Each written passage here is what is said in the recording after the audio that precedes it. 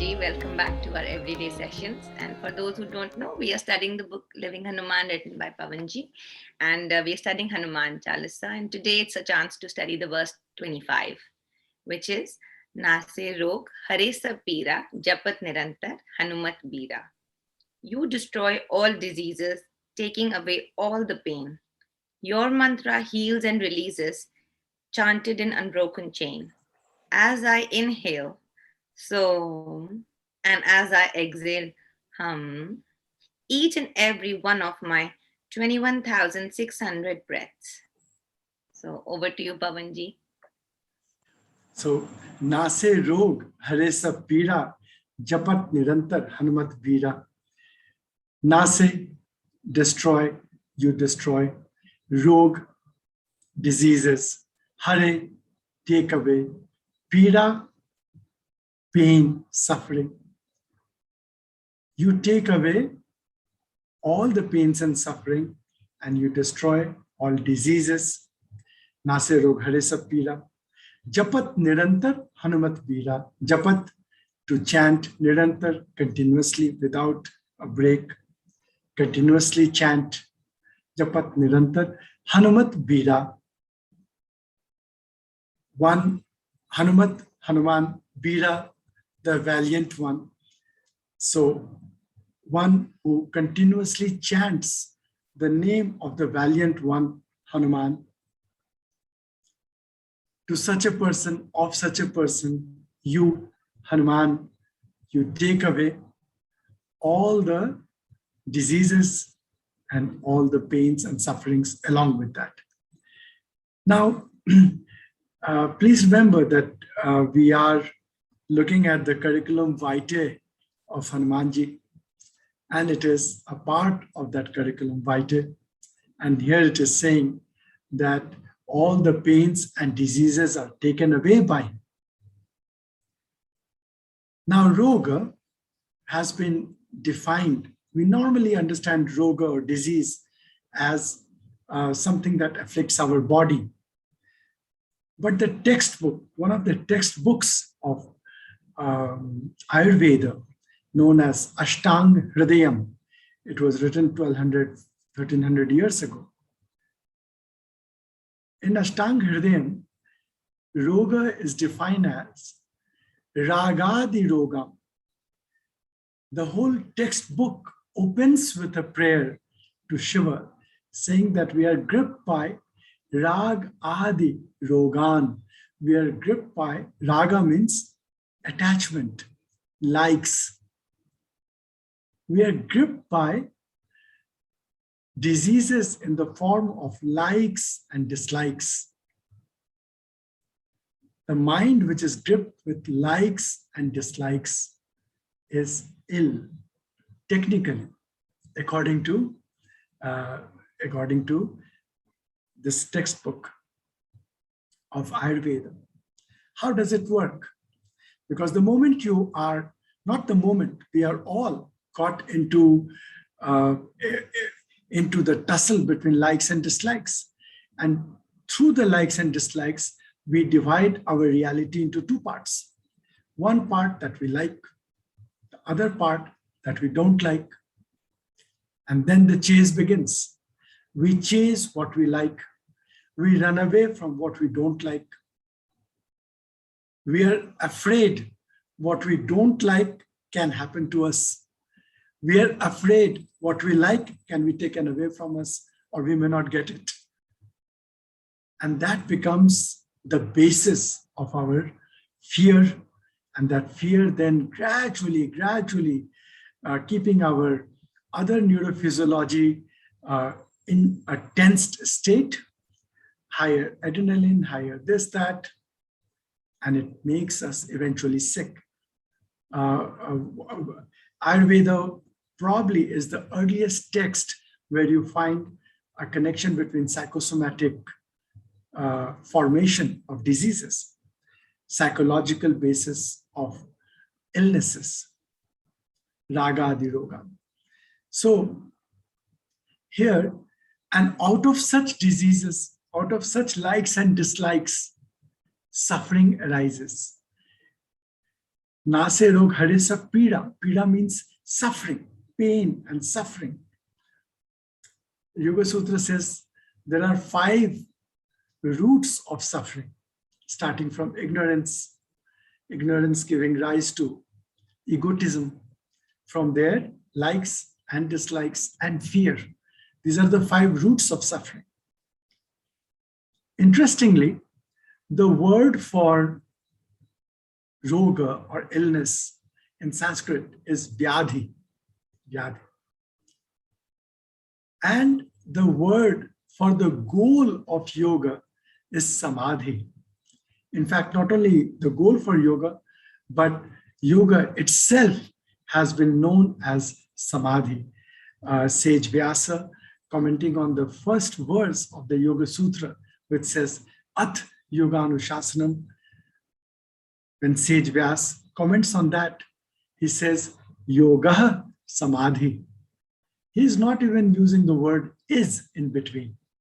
Asti, that word, that preposition, he has dropped. He is using 2 words, only 2 words in that sentence. Yoga Samadhi. Yoga and Samadhi are so close. They are such a twin state. Yoga is Samadhi. And the opposite of Samadhi is Vyadhi. Vyadhi is mentioned in the Yoga Sutras as one of the 9 obstacles on the path of achieving that highest personhood or the highest or deepest state of peace and self-realization, which is known as Samadhi. So here in this verse, it says that roga is taken away, destroyed, and pīrā, all the accompanying pains are taken away. If, here is conditionality. Normally people chant Hanuman Chalisa without understanding that there are conditionalities built into it. Just by reading this verse, nāsai roga harisa pīrā, japata niraṅtara hanumata bīrā, not one illness can be cured. No one has been able to cure himself of even a simple cough or fever just by reading this. What does that mean? Does that mean that this verse is false? No. It just means that we have not understood the conditionality or the key that is given along with this. The conditionality is japat niraṅtara. Niraṅtara means without a break. Antar, a break, distance, gap. Niraṅtara, without a break, without a gap. Japat, chanting. What? Hanumata bīrā. I have explained here that it is more appropriate to translate bīrā as bija, as the seed syllable of Hanuman. And a constant repetition of that is only possible through constant awareness on the breath and constant awareness on the exhaling breath. Exhaling breath. Why do we need to keep a constant awareness on exhaling breath? Because through that awareness alone on the exhaling breath, can the exhaling breath be made longer. Without that awareness, exhaling breath will be of the same length as the inhaling breath. And the entire game or the entire exercise of pranayama is to progressively elongate the exhalation. What happens when exhalation is elongated? When exhalation is longer than inhalation, breath becomes even and calm.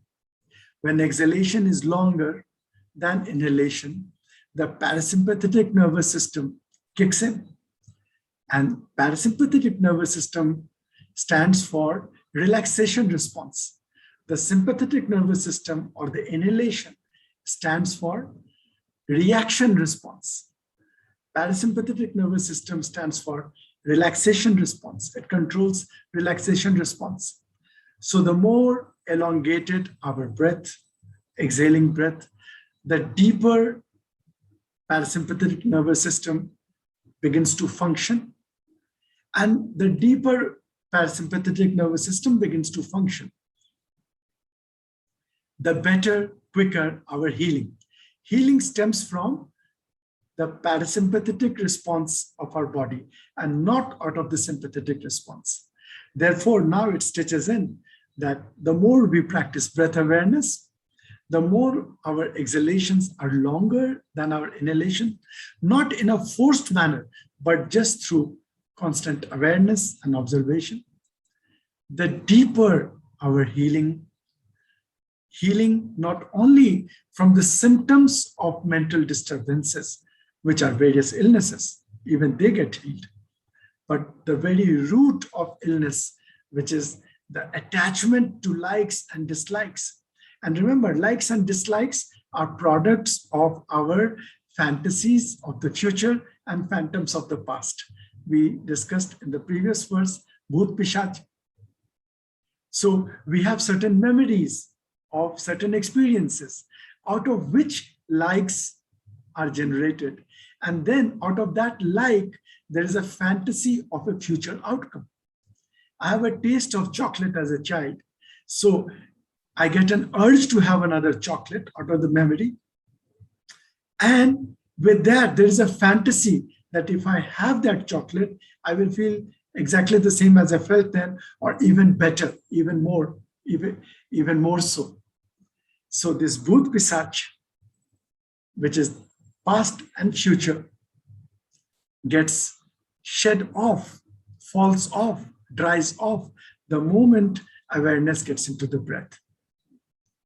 And in fact, I have also mentioned in the book how at a point in time, even this awareness gets dropped and we become aware of a meta state, a meta awareness that I am a part of the awareness of someone else, that the Supreme Being is turning me in his mind than me turning him in my mind.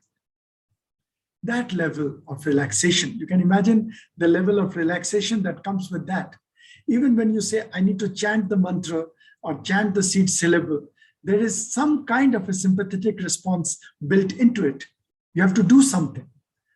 I have to remember my breath. I need to remember to chant. Here, even that has been subtly dropped and is pointed towards that I am being remembered.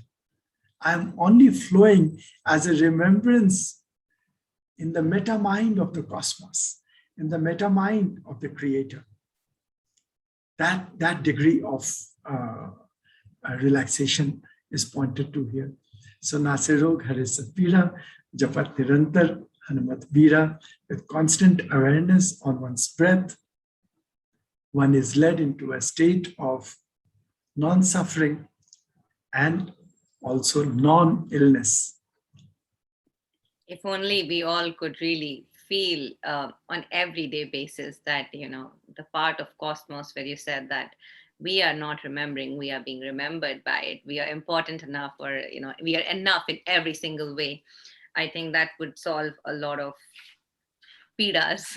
And here in Ayurveda, you refer to one of the very common things, which when we did the verse in class, I realized that you have the word pīrā comes from pīr, which you have mentioned comes from the coniferous pine trees, and how putting pine tree oil or even simply inhaling it, it alleviates pain and mental stress and brings in calmness. So I have never tried pine tree oil. I would definitely give it a try because I do use a lot of essential oils. It's a beautiful verse, and I feel that my action point is you already took it up, saying that to practice breath awareness several times a day, and how to really focus on deepening the exhalation in a simpler, just a more aware way that allows us to go into a calmer state of mind. So with that, we'll close for today, and we'll see you next time for verse 26. Thank you so much for all the blessings that you give us and all the knowledge. Take care.